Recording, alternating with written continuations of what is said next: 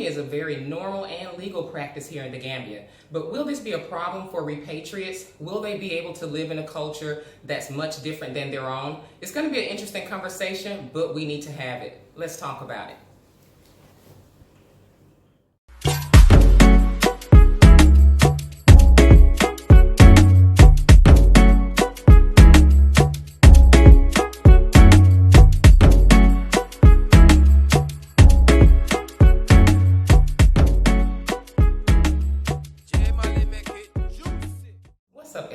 How are you doing? I hope you're having a fantastic day out there. We have got to talk about a subject that I really and truly never really wanted to touch, and since I'm in the Gambia, it's come up, and I don't really believe in skirting around topics. So let's talk about polygamy, girl. Let me take a sip. Because, honey, I made a post yesterday, and it showed me just how serious it is. It's time for us to have this conversation. We're just having a conversation, sis. And in advance, I want to just preface this by saying I'm really going to try to keep this short because I feel like this subject is multifaceted and it's worth having several conversations about this. So I'm just going to kind of touch it, get on it, and get off it because, again, I want to come back and have this conversation with other people. I want to involve other people in this conversation as well. But I made a post yesterday, and it had a beautiful picture of about 5 beautiful women, and they had their, nice head wraps on. But you guys need to go to the YouTube post to see it. But it says, newsflash, polygamy is a normal and legal practice in the Gambia. If you have disdain for this part of African culture, it will be hard to have respect for the people that do live this way. I can smell the westernized ignorance and undertones in the air towards this. However, I find it ironic how accepting we are of same-sex couples, but I digress. My advice, check your American mind at the door before you repatriate here.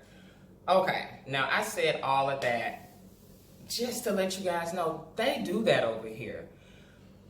For whatever reason, when we talk about this, we get all of the people that say, it ain't for me, it ain't for me, it ain't for me. Let me get my book really quick because I wanted to read an excerpt from my book, An Intro to Breaking Soul Ties and Wound Cleansing. But it's in the section about ancestral intimacy, okay, chapter 3. But this section is about infidelity, husband sharing, village, and polygamy. And I say this, there is one dark cloud that looms over all relationships. We all know it's there, and its presence is felt by the average person, becoming the most common fear of all in love, cheating. Believe it or not, infidelity was a foreign concept to many of our ancestors. At the time of marriage, rituals were performed to maintain loyalty and commitment in the union, but in Western society, things are left up to chance. This is problematic because a couple's commitment should constantly be renewed. For example, in the Dagara culture in Burkina Faso, when a couple gets married, the whole community gets married and renews their vows with them. It's time to deal with this head on as we become a generation of people so afraid of being betrayed that the mere idea of healthy partnerships don't really exist at all. We can't build if we remain broken in this regard. My point. Your black union should liberate you to a greater existence without an unhealthy sense of possession and attachment. For African people, and yes, you're African, living in a cheating obsessed society, #American whorehouse culture, these become the dominant thoughts throughout the collective instead of nation building, which ultimately means you're living out of a place of fear and not love. Checkmate for white supremacy.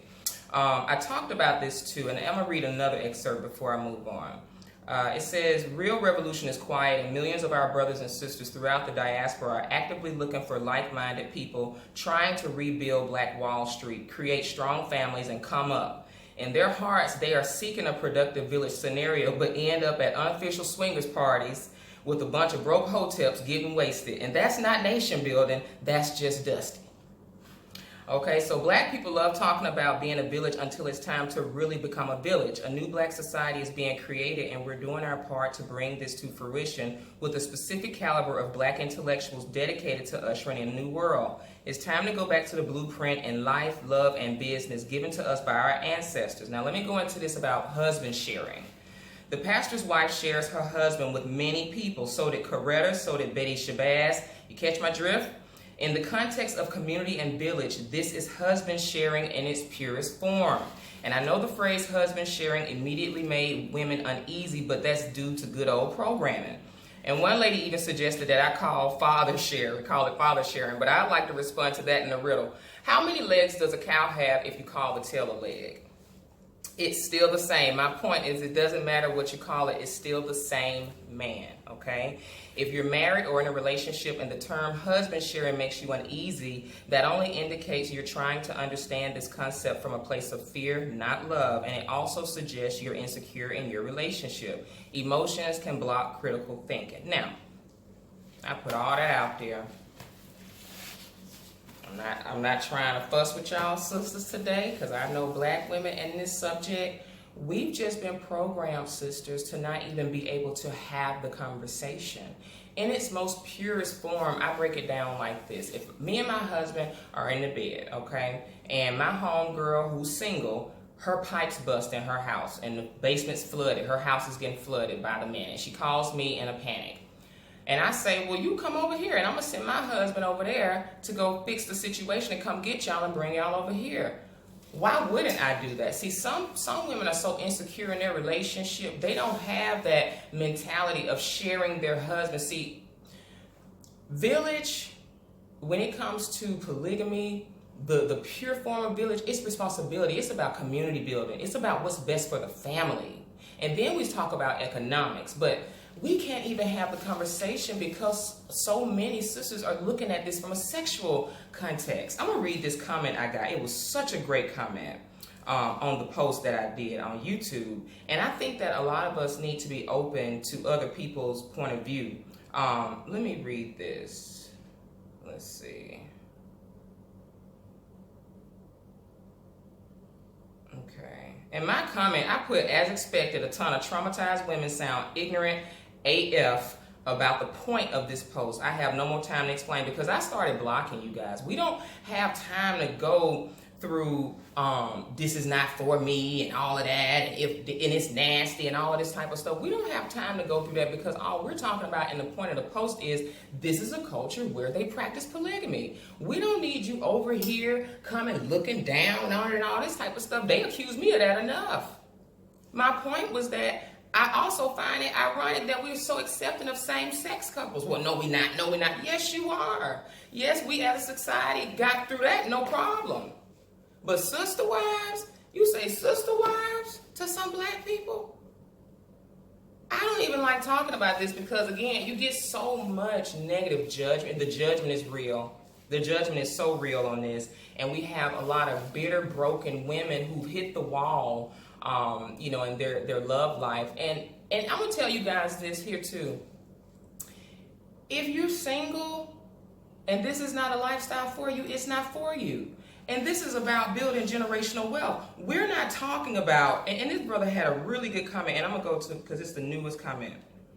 And a lot of women were saying, oh, well, I'm okay with having more than one boyfriend. That's cool too. And I'm going to read this to you really quick. This guy, whoever this was, says, I'm reading comments from people that say they are happy being single. And I challenge those people to ask themselves why.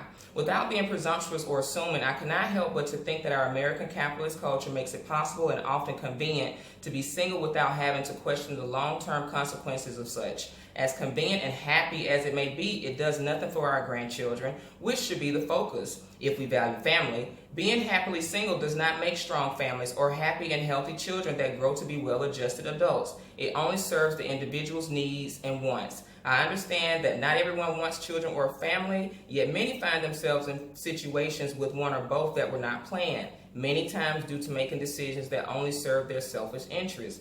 I do not mean to offend anyone. I only offer food for thought. There are several ways to enlightenment. Being self-serving is not one of them. Now, that was such a good thought because polygamy in its purest form, as I talked about, it's about community, it's about building family, and also it's about economic stability. But if you don't even agree with any of that, what do you have to replace it with? Like, if you don't want to have this conversation, what conversation do you have? Monogamy, checking your man's phone, trying to control a man?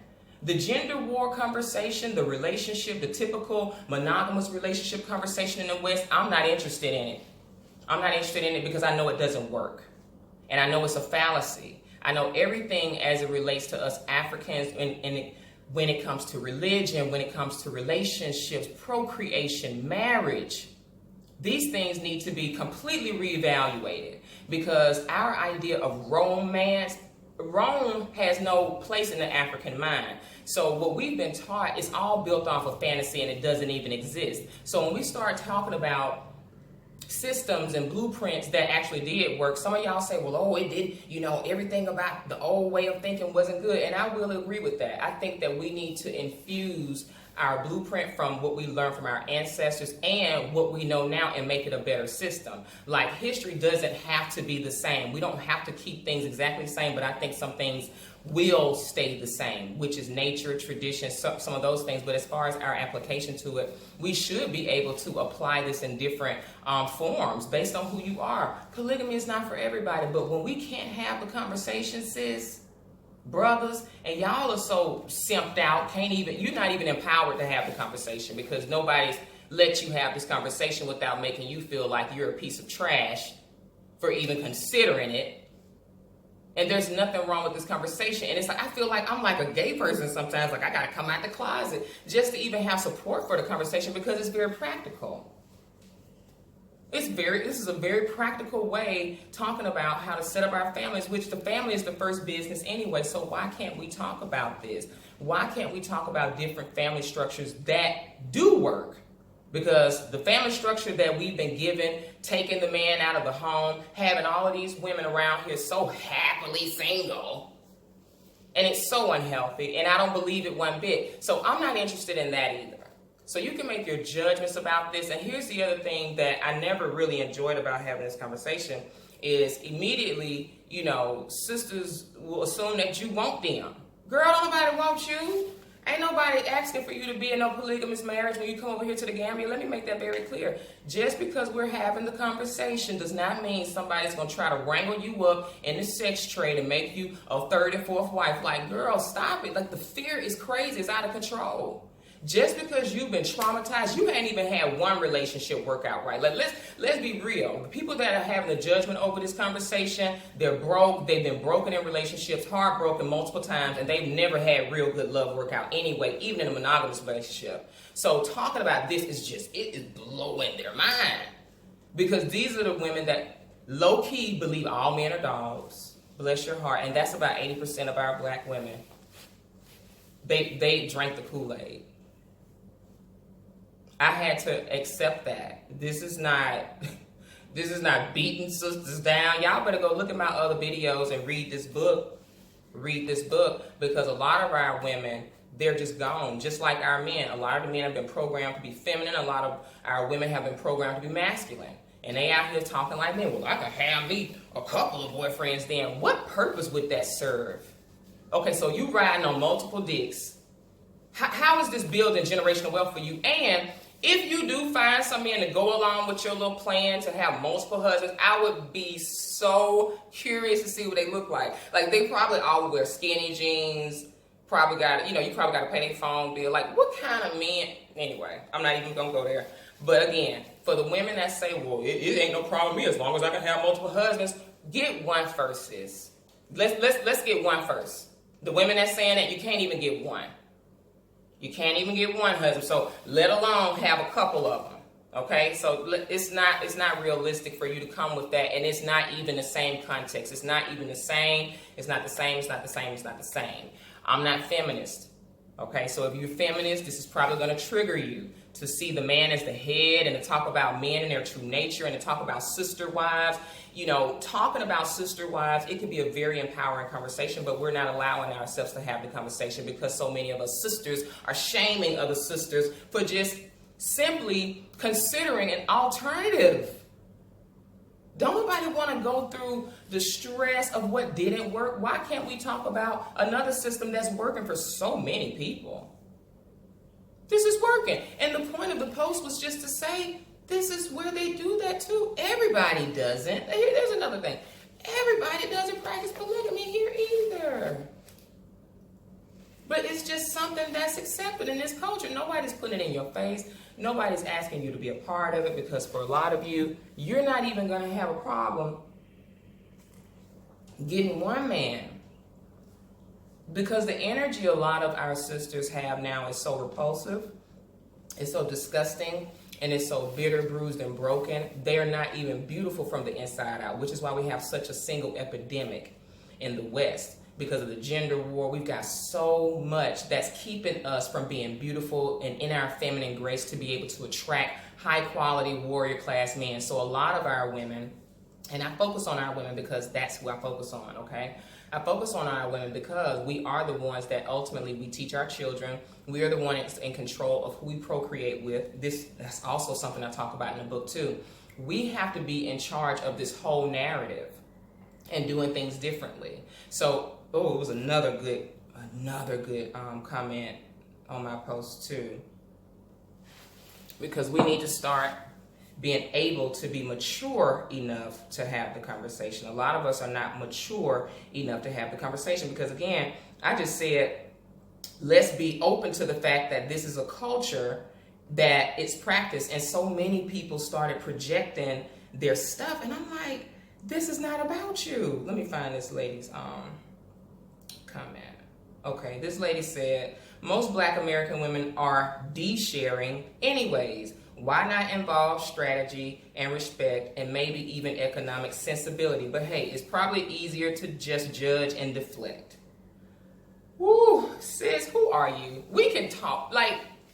We can talk. We can have the conversation.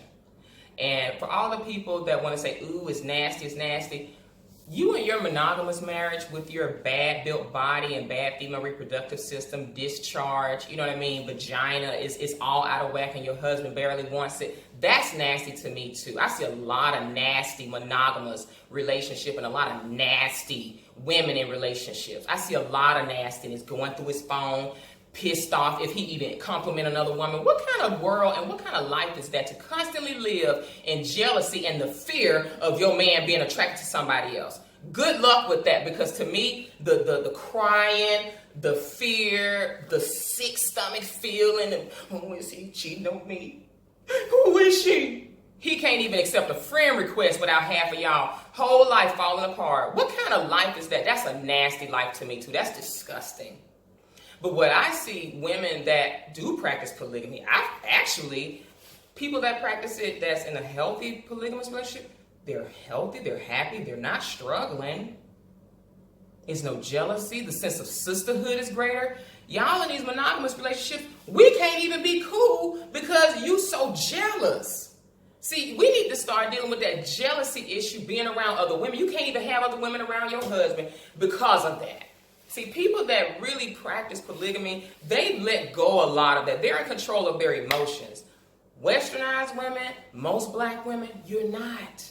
You're ready to have a feminist argument to tear down the Black man and to act like this is just him getting everything he wants, and you're not ready to have a real conversation about generational wealth or dynasties or empire building. We're not ready to have that conversation. I don't want to have a conversation with a lot of you about this because I know we're not ready and we're not healthy enough. And so many Black women have been in traumatized situations. They've been traumatized in relationships. They've never seen their mama in a good relationship. They ain't been in them. You know what I'm saying? So this talking about polygamy is just insane to them. And a lot of them want to put out, oh, it ain't for me. It ain't for me. Well, honey, that's fine. Nobody asked it to be for you. But is being single forever for you too? And not having a protector and a warrior and a king to stand by you, that's imbalanced if you think that you can, and people should, and women should feel like they can live their life without divine balance. The divine masculine needs the divine feminine and vice versa. Because if you don't believe that, you're kind of sounding like you have those same talking points of feminist beliefs and the westernized talking points. And that's that RIF virus I talk about in chapter 1. That's that radical individualism and feminism. I'm going to do me, you do you. I want to do me. And what they got you now? A society of single mothers with a bad attitude, poor health, and no one to protect them. What y'all have been doing does not work because it's the westernized system. Yes, we need to return to our old ancestral ways, especially when it comes to how we structure families. Absolutely. But the jealousy, infighting, the insecurities, the trauma that we have, the PTSS, This is why this conversation is very hard to have for a lot of you, because we are sitting on trauma. Can't have it with trauma. You just can't have it. If you're, I rarely see healthy, happy women in loving marriages that are building generational wealth. They rarely have a problem with this conversation. It's the broken single women who've hit the wall. You don't have no choices. You're your only choice for building generational wealth. And let me tell you something. You can't build generational wealth by yourself. That's why our spending and that's why our community and our economics look the way they look in the black community. We don't have nothing. We don't know where empires are built from. Empires are built from families, and that is strong families. So whether you want to be for monogamy or whether you're for polygamy, we need to be focused on strong black families. But if we can't have the conversation, sisters, I don't know what to tell you. But for the sisters that are awake, that are mature enough to have this conversation, and that don't automatically assume, oh, y'all stupid if y'all can't get them like that conversation. I'm so past that. I'm not going to dignify that with responses because I know where it comes from. I've never seen beautiful, happy women in successful marriages building generational wealth. They never have a problem with this conversation. It's the women who haven't had successful marriages or relationships, okay, to even work for them. And if you want to start thinking about this in a more healthier context, it's about sisterhood. It's about the relationship with the women. It's about the work that needs to be done in the community. That's what comes before sex and all of this different type of stuff. This is just part one of this conversation. Lord have mercy. Because I just wanted to let the women know, men know that are coming over here. The women that understand, we'll talk about it later, sis. We'll let all the other ones struggle it out and fight it out amongst themselves. But for those that really understand, there's a different life. There's a whole nother reality and narrative around polygamy anyway. And the word you're looking for as it relates to having multiple husbands is polyandry. Okay, so women that want to consider polyandry, consider it. But I'm just saying, from a sister girl to a sister girl, the men that you're going to have signed up for that BS wouldn't be no men I ever even talk to or look at. Promise you that. And if you are considering having more than one husband, let me know how that works out for you and show me people and women where it's successful. I just want to see successful, polyandry relationships where it's women that have more than one husband. Show me where it's successful, and I will nod and tip my hat to you. Hell, I'll cash app you something, but I bet they all look like they, been eating chicken and all the female hormones. They probably bad built men too, with titties and, and skinny jeans. Just bad built all the way around. I've never seen fly women have a problem with this conversation. I just haven't. I have never seen fly, sexy, beautiful, attractive women that are really marketable have a problem with this conversation. Most women that are pissed off at this are not even marketable.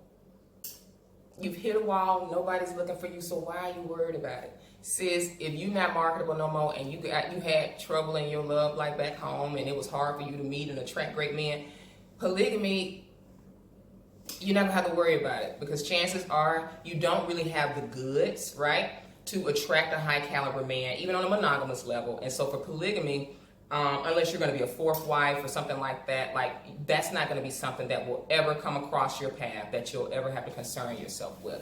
But this conversation is for women that are marketable, women that are healthy in their mind and body as it relates to the opposite sex, and that want to have a healthy conversation when it comes to family. So women that have and can't bear no more children, don't care, not in touch with that. And it's not an age conversation. It's not about age. It's about mindset. But if you can't support the women that are thinking about, extending their families and growing big families and different ways to do that, we don't really need to hear from you, because we see what your Social Security, working your job all them years, and Betty Wright, Shirley Murdoch, as we lay, work, that didn't work out for y'all. We should have counted up the cost, but instead we got along. The music messed us up. That stuff. In the second, in the minute, in the hour, hey, as we lay, we forget about tomorrow as we lay. Ooh, that sounds good right there, but that as we lay, that's why y'all don't want to do it. It's morning. And now it's time for us to say goodbye. Goodbye, baby. That's in our mind. That's why we can't do this. We can't even be open to it. Because we think about, he leaving me. I know you got to hurry home to face your wife. Whoa. I would never. Y'all need to go listen to that song as we like. But that's in our programming. And Shirley and Barbara, woman to woman. That is in our mind. We don't have to. We can do something totally different. Because in that song, Woman to Woman, she was buying his clothes, the shoes on his feet. I bought them. What kind of fool is that? Girl, we don't have to. No. No, ma'am. No, ma'am. The neurological programming that we've gotten through the music and the gender war and all of that type of stuff, we can let all of that go. This conversation is a more high-minded conversation about peace, love, harmony, and sisterhood. Sisterhood. Yes, jealousy exists, and that's why I'm even hesitant to have the conversation. I don't practice it myself. I know y'all are wondering, and if I did, and if I was considering it, please know, I ain't seen nobody yet that I would have to be a sister wife, because most of our sisters are just that emotionally unstable, and they're not ready to really talk about this, okay, without deflecting and, you know, all that type of stuff. But the young lady that made that comment, sis, we can have tea. We can have tea. Let's just talk. The sisters that are ready to have this conversation, I love y'all. Like, y'all are such a rare breed. You're so beautiful inside and out, and I just have to admonish you. And just, you know, I want to thank you for being open to have the conversation, because that's all we want. We want to see what's best for us. What can we keep the same? What can we change? And that's the whole point of analyzing history, Black history especially. So that's all I got. I don't have any more. Thank you guys so much for subscribing, liking, and sharing my videos, because we do talk about stuff that we really need to discuss before coming over here. If you repatriating over here and got that type of disdain for polygamy and their culture, I would just advise you to leave that alone. You know, you've had way more tolerance for same-sex couples, and yes, you do. If we didn't have tolerance for it, we wouldn't see it. That's just the way life works. That's the way it works, period, in a society. So if we can have tolerance for all types of people, and I think we should to a certain degree, if we're being on code, if this is about nation building, liberating our people, what's happy and healthy, I think we should definitely explore it. And we don't need to exclude anything, especially in our situation. What we've done hasn't been working. And it takes a very mature-minded woman to be able to accept, admit that, and to be open to other alternatives. But this book is full of this type of conversation. I'm not just plugging my book. Go get the book, because I do talk about even alternative sex lifestyles, people that want to talk about threesomes and swinging and all of that stuff. Oh my God, like, we have to get real about our sexuality, because our sexuality has been perverted. And it came from Europe, and so we need to kind of return. That's why we can't talk about certain things, and it triggers you. You have a visceral reaction because it feels nasty to you, because you're seeing it from a sexual standpoint. And our sexuality, again, it has been adulterated by European society. So if we return to our great African excellence, I think we'll do a lot better. And women, chill out. Don't nobody want you to be a sister wife, especially not me. Especially not me. I love you guys. Talk to you soon.